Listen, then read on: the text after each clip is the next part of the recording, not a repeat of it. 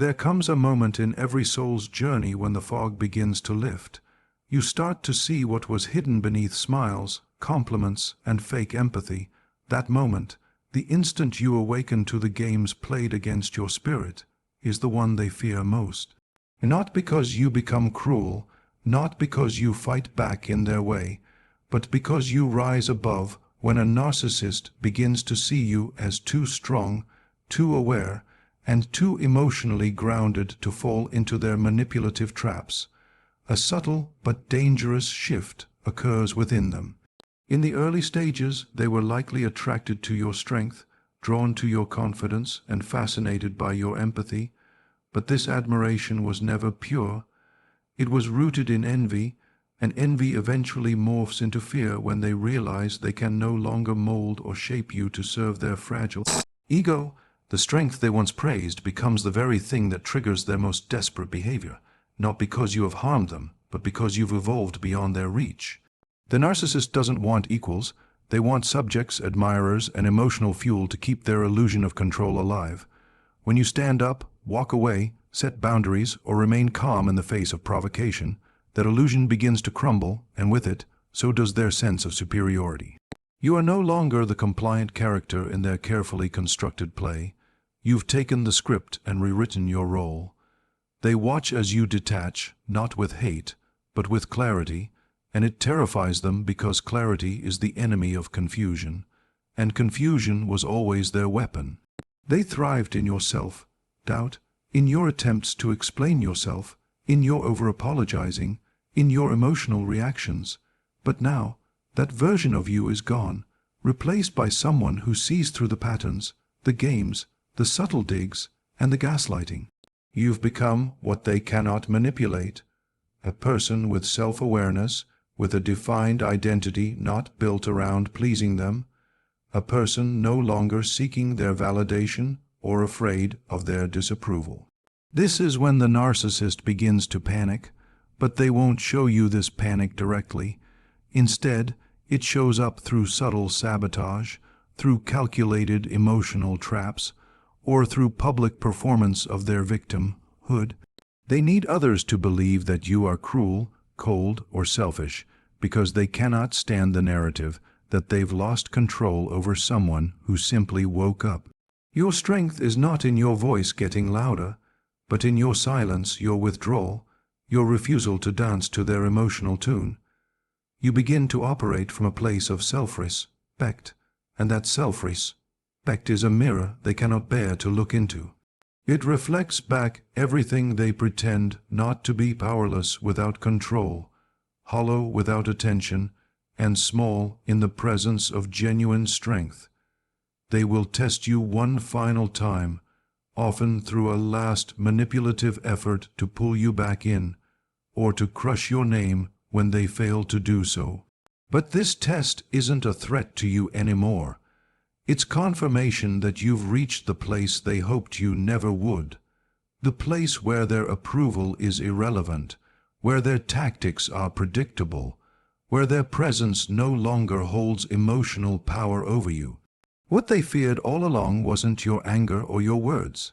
It was your detachment, your calm gaze that sees everything clearly, and your refusal to be their emotional puppet. In that moment, their greatest weapon, control, becomes useless, and your strength becomes your liberation. When a narcissist realizes that you are no longer vulnerable to their manipulation, that their charm no longer captivates you, and their guilt no longer controls you, they will shift into their most dangerous and destructive tactic, which is character assassination. They understand that if they can no longer control how you see yourself, the next best option for them is to control how others see you. This is not about truth, fairness, or accountability. This is about protecting their fragile ego and restoring their lost dominance through the distortion of your image. They begin to craft a version of the story where they are the victim and you are the abuser, and because they often wear the mask of charisma and charm so well in public, they can easily gather sympathy, especially from those who don't know the full truth of what happened behind closed doors.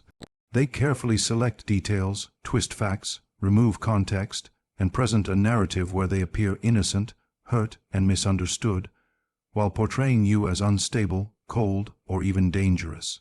They may suggest that you were too emotional, too controlling, too unforgiving, or that you simply changed, all while leaving out their gaslighting, their silent treatments, their cycles of devaluation, and their emotional manipulation that slowly broke you down. They become storytellers, spinning tales not to seek justice, but to regain power. They want to isolate you, to make others question your integrity, to weaken the social bonds that might otherwise offer you support. This is done with precision, sometimes quietly, in private conversations where they speak with concern, feigning sadness over your supposed decline, or other times boldly, using public platforms, mutual friends, or even shared communities to tarnish your reputation. They may exploit your vulnerabilities, share private information you once trusted them with, or fabricate events that never happened, all with the goal of creating confusion about who you really are. They want to plant seeds of doubt not only in others, but eventually in you too, because if they can get others to believe their version of the story, they hope you might begin to question your own reality again. They understand the power of collective judgment, how the opinion of others can sometimes weigh heavily on even the strongest person, and they use that as a weapon to destabilize your newfound confidence. But the truth is, this behavior reveals far more about them than it ever will about you.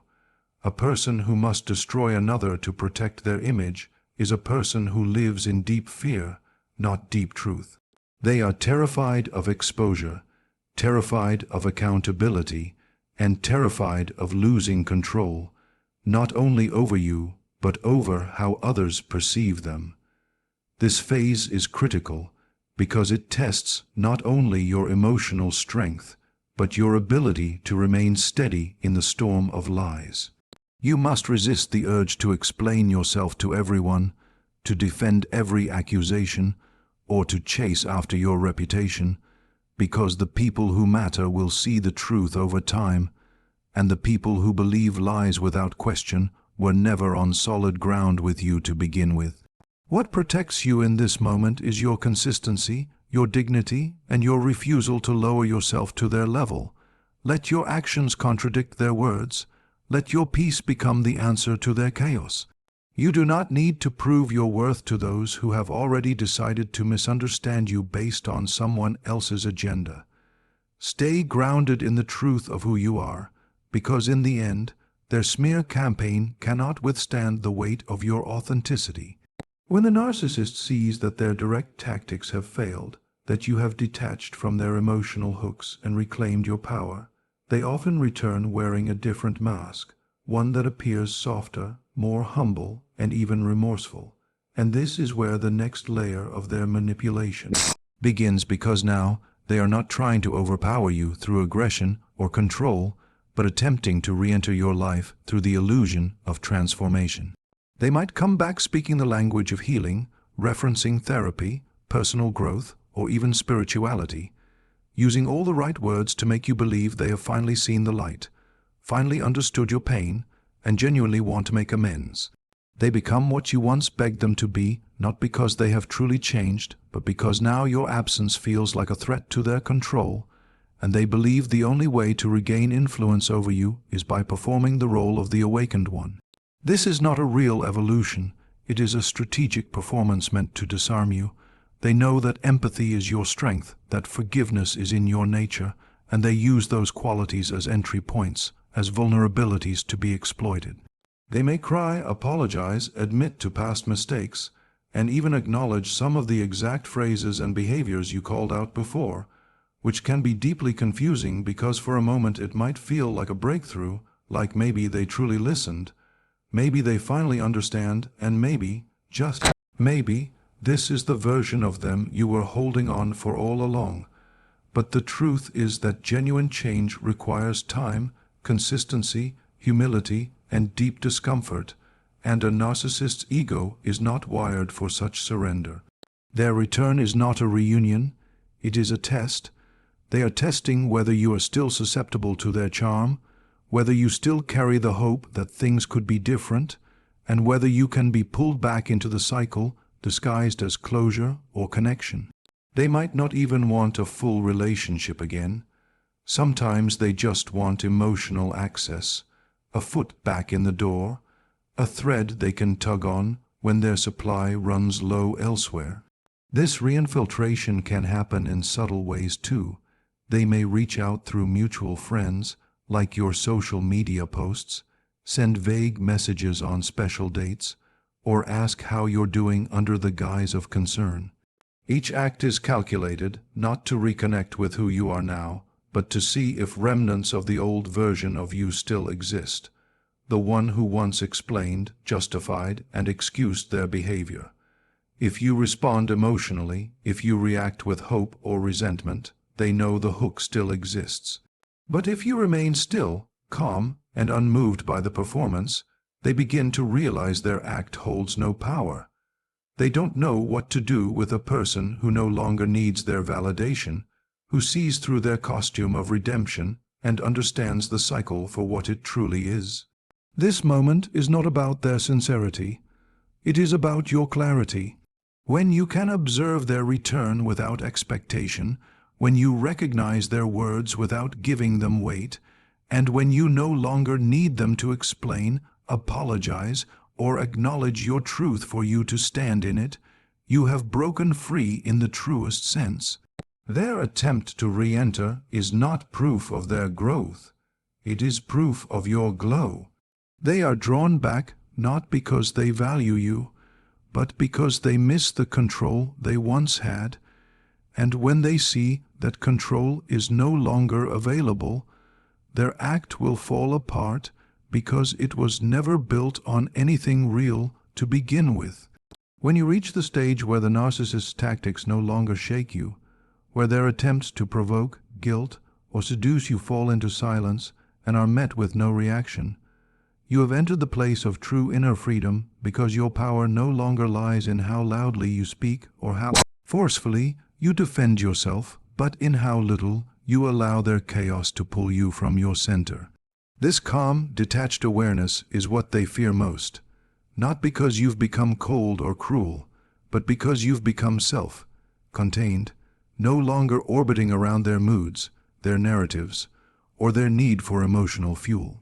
You begin to observe them instead of absorb them, to witness their behaviors without falling into their emotional traps, and in that shift, the power dynamic dissolves.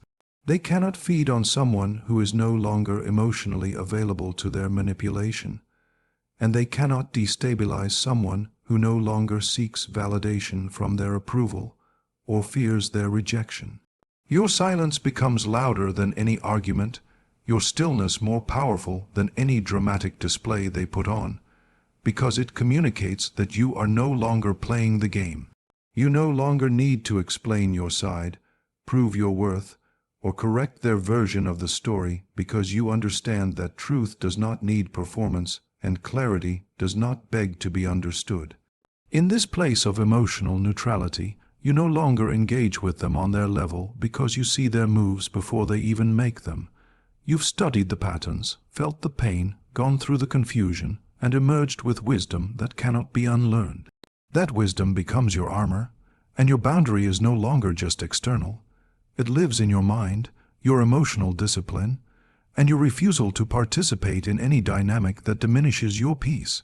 When you respond with calm observation instead of anger or defensiveness, the narcissist is left with nothing to hook into. Their words fall flat, their accusations don't land, their attempts to provoke jealousy, guilt, or fear are absorbed by the unshakable presence you now embody. And because narcissists feed on reaction, when you no longer react, they starve. They become confused, unsettled, and desperate, not because they miss you, but because they miss controlling you.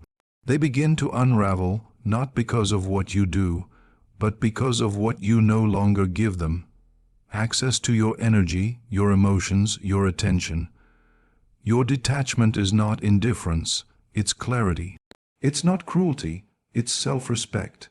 It's not silence out of fear, but silence out of wisdom, because you've learned that nothing you say will ever change who they are, and you've stopped sacrificing your peace for the sake of trying. This level of calm power is not easily attained. It is born from emotional pain, from betrayal, from endless inner battles. But once reached, it becomes a sanctuary. You learn to protect your peace not with walls, but with awareness. You no longer fight for space, you simply create it. You no longer seek justice, you embody it. You don't need them to understand you, agree with you, or even acknowledge what they did, because your healing no longer depends on them. It depends on you, on your decision to reclaim your energy, to trust your intuition, and to stay grounded in the truth you found when everything around you tried to make you doubt it. When you become calm in the face of chaos, you have not only outgrown the narcissist, you have transcended their reach entirely. So if you find yourself facing their final tactic, don't panic, don't engage. Observe it like a distant storm. You are no longer in the eye of it. You are the mountain it crashes against. You are the silence that follows the thunder, and in that silence you find your power.